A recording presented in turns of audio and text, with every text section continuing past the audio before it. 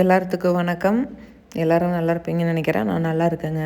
இன்றைக்கி நம்ம வீட்டு தேவைக்காக எள்ளு எண்ணெயும் தேங்காய் எண்ணெயும் மாட்டிகிட்டு வந்திருக்கேன். அது எப்படி ப்ராசஸ் என்ன அப்படிங்கிறதையும் இதில் நம்மளுக்கு ப்ராஃபிட்டாக லாஸாக அப்படிங்கிறதையும் இதில் பார்க்கலாம். ஃபஸ்ட்டு வந்து ப்ராசஸ் என்ன அப்படிங்கிறத பார்த்துக்கலாம். இது நான் எள்ளு பார்த்திங்கன்னா பக்கத்து தோட்டத்துலேயே வாங்கிக்கிட்டேன். 40 கிலோ வாங்கினேன். இதில் மெயின் வந்து நல்லா கழிஞ்சு காய வச்சிட்டோம்னா நல்லா இருக்கிற மாதிரி இருக்குது எள்ளு. இதுக்கு முன்னாடி நான் வந்து கழிஞ்சு தான் காய வச்சு வாங்கி ஆட்டிகிட்டு இருந்தேன். ஆனால் ஒரு டைம் வந்து அந்த கடைக்காரர் என்னென்னாருங்க, ஆட்டுற பக்கம் அப்படியே வந்து ஆட்டலாம்ப்பா, ஒன்றும் பிரச்சனை இல்லை அப்படின்னாங்க. அப்படியே ஆட்டினேன். எனக்கு என்னமோ அது பிடிக்கல. 1 வருஷம் மட்டும் அப்படி ஆட்டினேன். இது வேண்டாம், நம்ம எப்பவும் போல் கழிஞ்சு காய வச்சுக்கலாம் அப்படின்னு சொல்லிட்டு நல்லா கழிஞ்சிட்டோம்னு வச்சுக்கோங்க. உள்ளே வந்து அவ்வளோ கல் இருக்குது. ஆனால் நம்ம கழியலினாலும் அந்த கல் வந்து புண்ணாக்கில் போயிடும். அது வேற. நம்ம கழிஞ்சு காய வச்சோம்னா எண்ணெய் வந்து ரொம்ப நாள் வந்து கெட்டு போகாது இருக்கிற மாதிரி இருக்குது. கழியாத இருந்தோம்னா அந்த டஸ்ட்டோடு சேர்ந்து எண்ணெய் வர்றதுனால அது கொஞ்சம் ஸ்மெல் வர்ற மாதிரி இருந்தது. ஒரு டைம் செக் பண்ணியாச்சு. அதனால் வந்து அதிலேருந்து விட்டுட்டேன். நல்லா கழிஞ்சு கிட்டத்தட்ட ஒரு 2-3 டைம் கழிஞ்சாச்சுங்க. இந்த என்னென்னா இங்கே நம்ம ஊரில் நம்ம கழியும் போது மேலே டெரஸில் கொண்டு போய் தான் கழிய முடியும். இது நான் வாங்கியிருக்கிறது கருப்பெள்ளு. கழியில் பார்த்திங்கன்னா அந்த கழிஞ்சு கரையேன்னு போகும். அதெல்லாம் பார்த்திங்கன்னா அப்படியே டெரஸ் ஃபுல்லாகவே பிடிச்சிக்கிச்சு. அது போகவே மாட்டேன்ருச்சு. அந்த அன்னைக்கு வந்து நான் ஹவுஸ் ஓனருக்கு திட்டுவாரோ என்னமோன்னு நினச்சேன். பரவாயில்ல, அந்த அன்னைக்கு பார்த்து மழை வரங்காட்டி போயிடுச்சு. இல்லைன்னா என்ன தண்ணி ஊற்றி தேய்ச்சிங்கனாலும் போகாது. அதனால் எதுக்கு அந்த ரிஸ்க் அப்படின்னு சொல்லிட்டு எங்கள் தோட்டத்துலேயே வாங்கி அலாசிக்கலாம் அப்படின்னு சொல்லிட்டு அம்மா வீட்லேயே அங்கேயே கழிஞ்சிட்ருக்கேன். அது எள்ளு வேஸ்ட் ஆகக்கூடாது அப்படிங்கிறதுக்காக தான் இந்த கவர் போட்டிருக்கேன். கீழே போட்டு எப்படி இருந்தாலும் எள்ளு வேஸ்ட் ஆயிரும்ல, நம்ம இவ்வளோ காசு போட்டு வாங்கி எள்ளு வேஸ்ட் பண்ணக்கூடாது அப்படிங்கிறதுக்காக அதை போட்டுட்ருக்கேன். இது அந்த சல்லடையில் வந்து நல்லா அரிச்சு போட்டேன்னு வச்சுக்கோங்க. கொஞ்சம் இல்லைன்னா அதிகமாக வேஸ்ட் ஆகிற மாதிரி இருக்குது. அந்த பாலையோடு சேர்த்து நல்ல எள்ளும் போயிடும். அதனால் அந்த சல்லடையில் அரிச்சு போட்டுட்டு இது 2வது டைம் கழிஞ்சிட்ருக்கிறேன். 2 டைம் கழிஞ்சாச்சு. 40 கிலோவையும் கழிஞ்சு காய வைக்கல கிட்டத்தட்ட 2 மணி நேரம் ஆயிடுச்சு. அது கரெக்டாக அந்த அன்னைக்குன்னு பார்த்து மழை வேறு வந்துருச்சு. மழை வரவும் வைக்கவுமே இருந்தது. ஓவர் டென்ஷன், எதுக்கடா கழிஞ்சு அப்படிங்கிற மாதிரி ஆயிடுச்சு. மழை வந்துன்னா தூக்கி உள்ளே வைக்க வேண்டியது, இல்லைன்னா கொண்டாந்து வெளியே வைக்க வேண்டியது. ஏன்னா அப்படியே எடுத்து வச்சோம்னா ஊசி போயிடும். வாசம் வந்துருச்சுன்னா எண்ணெயே ஸ்மெல் அடிக்கிறதுக்கு ஆரம்பிச்சிடும். இது மெயின் வந்து அந்த எள்ளு நல்லா காஞ்சிரும், நல்லா சலன்னு காஞ்சிரும். இல்லைன்னா வந்து எண்ணெயே கெட்டு போயிடும். காய வைக்கிறது பிரச்சனை இல்லை, கழிஞ்சு காய வைக்கிறது இதுதான் வந்து கரெக்டாக மழை இல்லாதப்போ வெய்ய காலம் பார்த்து செய்யணும். இதெல்லாம் நான் எப்பவுமே இந்த எள் ஆட்டுறது, மிளகாத்தூள் ஆட்டுறது இதெல்லாம் வந்து இந்த மே மந்தில் வந்து செஞ்சுக்கிற மாதிரி இருக்கும். மே மந்த் வந்து இந்த மாதம் வந்து செய்ய முடியல. ஜூனில் தான் இது செஞ்சேன். ஏன்னா மே மந்தில் அப்பா இறந்துட்டாங்க அப்படிங்கிறதுனால அந்த இதெல்லாம் ஒன்றும் பண்ண முடியல. அதே ஃபீலிங்கில் இருந்துட்டதுனால சரி கடந்துட்டு போகுது அப்படின்னு இருந்தது. அப்புறம் சரி வாங்கி ஆட்டிக்கலாம், பக்கத்து தோட்டத்துலேயே இருந்தது, வேணுமா அப்படின்னு கேட்டாங்க. சரி பக்கத்துலேயே கிடைக்கிறத விட்டு போட்டு அங்கேயும் போய் கொண்டுட்டு வந்துட்டுருக்கணும் அப்படிங்கிறதுக்காக சரி பக்கத்துலேயே வாங்கி கழிஞ்சு காய வச்சிட்ருக்கிறது தான். இது கழிஞ்சிட்டு நல்லா வந்து கொட்டி விட்டு தண்ணி மட்டும் வடி விட்டுருக்காக இங்கே கொட்டியிருக்கிறேன். இங்கே மண்ணில் தான் கொட்டியிருக்கிறேன். கீழே வந்து பாய் போட்டு 2 பழைய பெட்ஷீட் இருந்தது. ஏன்னா அந்த பெட்ஷீட்டெல்லாம் வேஸ்ட்டு, தூக்கி தான் போடணும். அதனால் பழசை போட்டுக்குங்க. ஏன்னா அது கரையேன்னு பிடிச்சிருச்சுன்னா அதை விடவே விடாது. அதனால் பழைய பெட்ஷீட்டை போட்டிருக்கேன். இது நல்லா தண்ணி வடிஞ்சதுக்கப்புறம் அதை அப்படியே அள்ளி கொண்டு போய் காரவாசலில் போட்டுன்னு வச்சுக்கோங்க. ஒரு துணிக்கு இது விரித்து போட்டோம்னா ஓகே, சீக்கிரம் காஞ்சி போயிடும். சரி கொஞ்ச நேரம் இருக்கட்டும், அந்த தண்ணி மட்டும் உணரட்டும் அப்படின்னு சொல்லிட்டு தான் போட்டிருக்கேன். வாயில் போட்டோம்னாவே தெரியும், அந்த மண் இருந்ததுன்னா கொஞ்சம் நறுன்னு இருக்கிற மாதிரி இருக்கும். அதனால தான் வாயில் போட்டு பார்த்தா ஒன்றும் பிரச்சனை இல்லை. மண் கல் எல்லாமே வந்து அடியில் நின்றுக்குச்சு.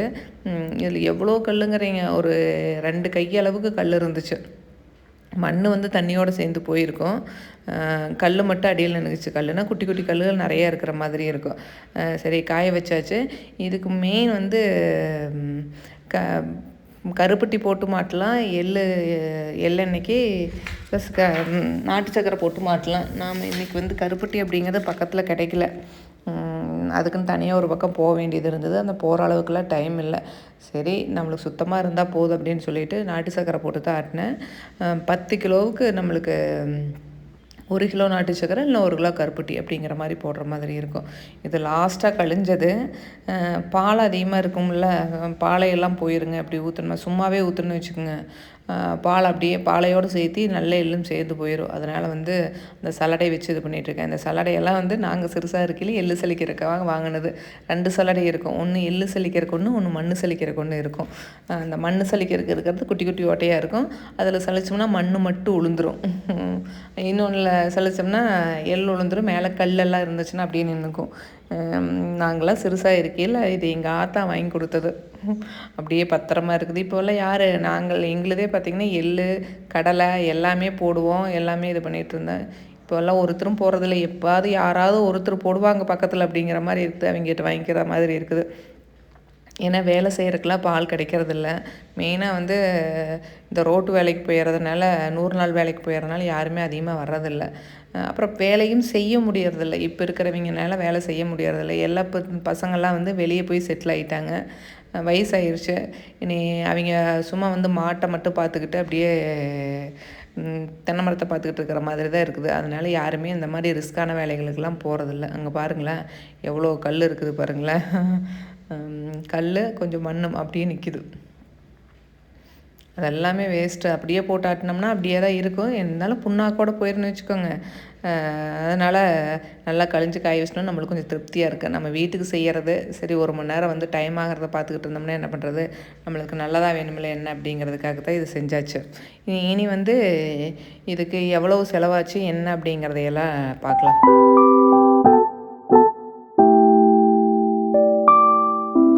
நான் இன்றைக்கி கருப்பெல்லு தான் வாங்கியிருக்கேன். எள் எங்கள் ஏரியாவில் கருப்பெல்லு, செங்கூர் எள்ளுன்னு சொல்லுவாங்க. சிகப்பெல்லு, வெள்ளை எள். வெள்ளையில் அதிகமாக யாரும் அதிகமாக போட மாட்டாங்க. இந்த 2 தான், கருப்பெல்லும் செங்கூர் எள்ளும் தான் அதிகமாக இருக்கிற மாதிரி இருக்கும். செங்கூர் எள்ளை விட கருப்பெல்லு பார்த்திங்கன்னா கொஞ்சம் எண்ணெய் ஜாஸ்தி ஆகிற மாதிரி இருக்கும்.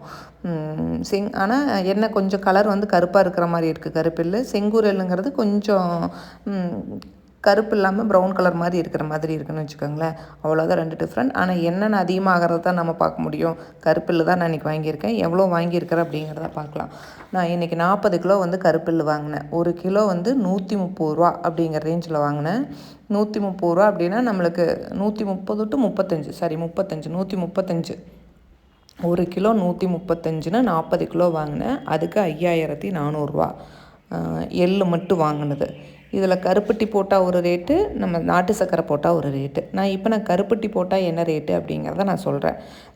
எள் 40 கிலோ 5400 ரூபா, 135 ரூபா அப்படின்னா கருப்பட்டி 10 கிலோ எள்ளுக்கு 1 கிலோ கருப்பட்டி அப்படிங்கிற மாதிரி போடணும். நம்மளது 40 கிலோ எள் அப்படிங்கிறதுனால 4 கிலோ கருப்பட்டி அப்படிங்கிறது போட்டனால 1600 ரூபா கூலி. அதை ஆட்டுறதுக்கான கூலி வந்து 1 கிலோவுக்கு 15 ரூபா நம்மளுக்கு ஆட்டி கொடுக்குறக்கு. நம்ம புண்ணாக்கை விட்டுட்டோம்னா வந்து கூலி இல்லை, பாதி கூலின்னு வச்சுக்கோங்களேன். இப்போ புண்ணாக்கு விடலைன்னா 15 ரூபா. புண்ணாக்கு வந்து நம்மளுக்கு வேறு புண்ணாக்குனா, அதாவது கடலை தேங்காயோட புண்ணாக்காக இருந்தால் மாட்டுக்காக, இது வந்து யூஸ் இல்லை அப்படிங்கிறனால அதை விட்டுருவோம். அதுக்கு 600 ஆட்டுறக்கு கூலி வந்து 600 மொத்தமாக கருப்பட்டி போட்டு எள் ஆட்டினோம்னா 7600 நம்மளுக்கு 40 கிலோவுக்கு.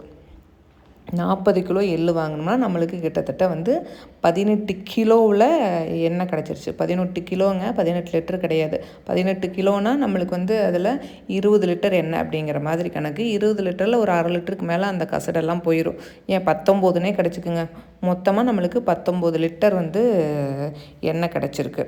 இது வந்து நம்மளுக்கு கருப்பட்டி போட்டு ஆட்டினேன். 2வது வந்து நான் ஆட்டினது இந்த டைம் வந்து நாட்டு சக்கரை போட்டு தான் ஆட்டினேன். நாட்டு சக்கரை வந்து நம்ம ஊர் சைடு வந்து கிலோ 60லேருந்து 65 ரூபா போகுது. அப்படிங்கிற மாதிரி இருந்தால் எல்லாம் அதே ரேட்டு தான். 40 கிலோவுக்கு வந்து 5400 ரூபா. நாட்டு சக்கரை மொத்தமாக வாங்கினோம்னா ரேட் கம்மி, 240 ரூபா. நான் 4 கிலோ வாங்கினதுக்கு 240 ரூபா. மொத்தம் வந்து 5640 ரூபா. ஆட்டுற கூலி அதே கூலி தான், 600 ரூபா அப்படிங்கிற மாதிரி. இப்போ கருப்பட்டி போட்டு ஆட்டுறதுக்கும் நம்மளுக்கு நாட்டு சக்கரை போட்டு ஆட்டுறதுக்கும் டிஃப்ரெண்ட் வந்து கிட்டத்தட்ட வந்து ஒரு 1000 ரூபா ரேஞ்ச் அப்படிங்கிற மாதிரி இருக்கும். 1000 ரூபா கம்மியாகும்னு வச்சுக்கோங்களேன். ஏன்னா கருப்பட்டி ரேட் அதிகமில்லை, அதனால். இப்போ நம்ம ஆட்டிட்டு வந்தாச்சு. இதில் என்ன ப்ராஃபிட் ஆர் லாஸ் அப்படிங்கிறத பார்த்துடலாம்.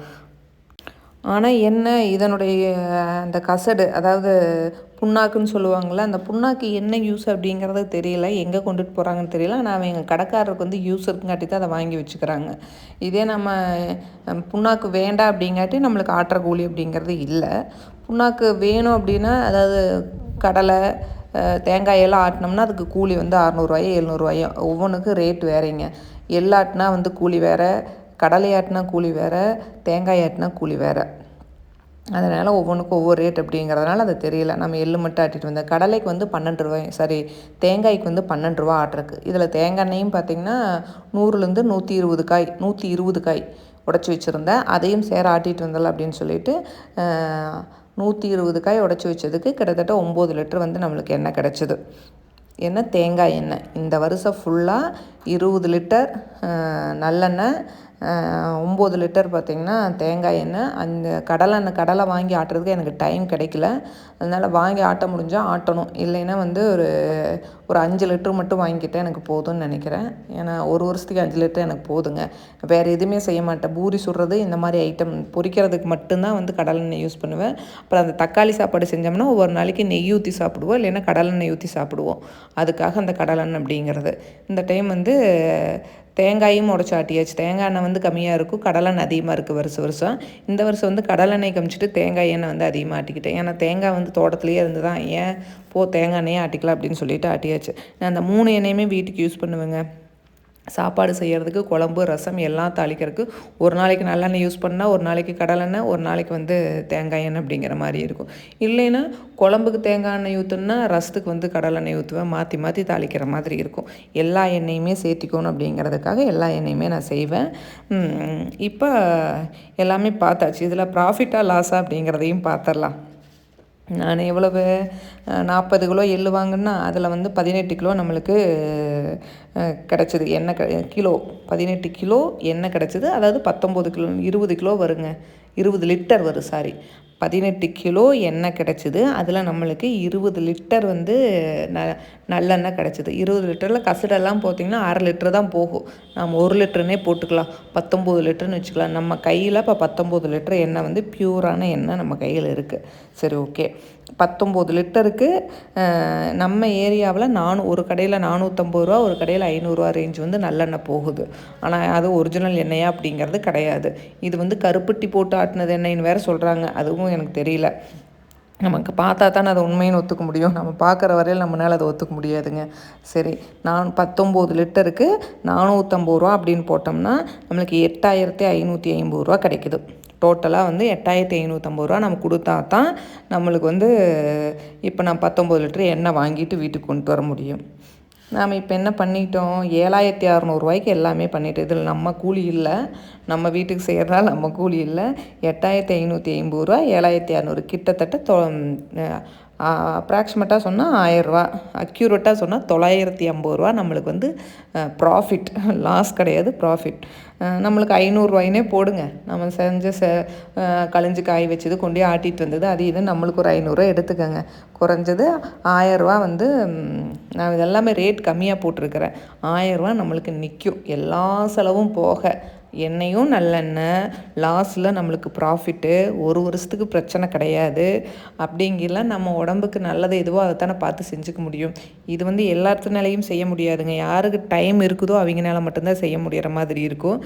எனக்கு வந்து டைம் இருக்கிறதுனால செஞ்சுக்கிட்டேன். இல்லைனாலும் ஒன்றும் பிரச்சனை இல்லை. சண்டே மட்டும் செய்கிறது, இந்த லீவ் டைமில் செய்கிறது, அந்த மாதிரி செஞ்சுக்கலாம். என்ன வெயில் இருக்கணும் நம்ம செய்கிற அன்றைக்கி, அதுதான் பிரச்சனை. வெயில் இல்லைன்னா எண்ணெயே கெட்டு போயிடும். எள்ளே வந்து வாசம் வந்துருச்சுன்னு வச்சுக்கோங்க, நல்லா வந்து சலசலன்னு கேட்கும். கீழே போட்டாவே கொஞ்சம் எள்ளு ஒட்டையில் பார்த்திங்கன்னா கொஞ்சம் சலசலங்கிற மாதிரி கேட்கும். அதுதான் நல்லா காஞ்சதுன்னு அர்த்தம். இல்லைன்னா எண்ணெயே கெட்டு போயிடும், அதுதான் பிரச்சனையே. இது வந்து நான் சின்ன அந்த கேனில் வந்து தேங்காய் எண்ணெய் ஊற்றி வச்சுட்டு அது 9லேருந்து 10 லிட்டரு பிடிக்கும். தேங்காய் எண்ணெய் ஆட்டி வச்சாச்சு. அது சின்ன கேனில் ஒன்று ஊற்றி வச்சுட்டு அதை அப்பப்போ வந்து மாற்றிக்கலாம் அப்படிங்கிறதுக்காக. எப்போவுமே பெரிய கேனில் வந்து யூஸ் பண்ணிகிட்டே இருந்தோம்னு வச்சுக்கோங்க, அது ஒரு மாதிரி எடுக்கவும் ஓப்பன் பண்ணவும் இருந்தோன்னா அதை தண்ணி பட்டோன்னா அத்தனை எண்ணெய் வேஸ்ட்டாக போயிடும். பெரிய கேனில் வச்சுட்டு அதை சின்ன கேனில் ஒன்று யூஸ் பண்ணி வச்சுக்குவேன். அப்புறம் அடுப்புக்கிட்டு இருக்கிறத வந்து ரொம்ப சிறுசில் யூஸ் பண்ணி வச்சுக்குவேன். பாருங்க எவ்வளோ ப்யூராக இருக்குது. இது வந்து தேங்காய் எண்ணெய். அப்படியே வெள்ளை வெள்ளையேன்னு துகுதுகுன்னு இருக்கிற மாதிரி இருக்கும். பளிச்சுன்னு அந்த தேங்காய் எண்ணெய் இந்த சைடு இருந்து அந்த சைடு அந்த செவுரு பார்த்தோம்னா அந்த செவுரு வந்து எந்த இதுவும் இல்லாமல் எப்படி இருக்குதோ அப்படி தெரியும். அந்த மாதிரி பளிச்சுன்னு இருக்கிற மாதிரி இருக்கும். சரி, ஓகே. நல்லெண்ணெய் பார்த்திங்கன்னா இதில் ஊற்றிட்டுருக்கிறேன். நல்லெண்ணெய் அப்படியே கசடு கொஞ்சம் அதிகமாக இருந்த மாதிரி இருந்தது. அந்த கசடே அடி இருக்கிற கசடே 1 மாதம் யூஸ் பண்ணேன்னா அந்த கசடை எல்லாம் ஒரே பாத்திரத்தில் யூஸ் பண்ணி ஊற்றி வச்சுட்டு அது தெளிய ஸ்பூன் போட்டு புழங்கிட்டு இருந்தேன். அங்கே பாருங்கள் கசடு. இது நல்லெண்ணெய் இது வந்து ஒரு 10 லிட்டரு 13 லிட்டர் பிடிக்குங்க. இந்த கேனு 13 லிட்டர் பிடிக்கும். அது போக இந்த கேன் வந்து ஃபில் ஆகிருக்கு 18 லிட்டர். அப்புறம் வீட்டுக்கு தேவையானது இதில் வந்து 1/2 லிட்டருக்காட்ட நிற்கிது. கசடோடு சேர்த்து 1/2 லிட்டருக்கு இருக்குது. இது மட்டுமே நான் 1/2 லிட்டருக்கு மேலேயே இருக்குது. ஒரு மாதம் யூஸ் பண்ணேன். இது வந்து தேங்காய் எண்ணெய் எல்லாம் பியூராக செஞ்சுட்டு வந்தாச்சு. இது வந்து 1 வருஷத்துக்கு எனக்கு தாராளமாக வரும்.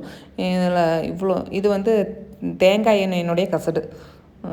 தேங்காய் எண்ணெயும் அடி வந்து கசடு இருக்கும். அதை அப்படியே தெளிய வந்து சாப்பாட்டுக்கு யூஸ் பண்ணிக்கலாம் அப்படின்னு சொல்லிட்டு வச்சுட்ருக்கிறேன். இப்போ எல்லா ப்ராசஸும் முடிஞ்சிருச்சு.